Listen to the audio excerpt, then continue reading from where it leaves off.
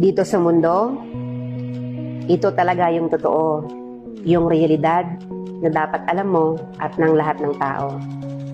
Naparito kang hubad, aalis kang nakahubad. Dumating kang nangihina, lilisan kang mahina. Iniluwal kang walang salapi at mga bagay, maglalaho kang walang salapi at mga bagay. Ang una mong paligo, may naghugas sa iyo. Ang huli mong paligo, may maghuhugas sa iyo. Ito ang buhay, kaya bakit labis ang mali siya, ang inggit, ang pagkamuhi, ang galit at pagkamakasarili. Maging mabait sa lahat at gumawa ng kabutihan. May hangganan ng oras natin sa mundo. Huwag sayangin sa walang kabuluhang bagay.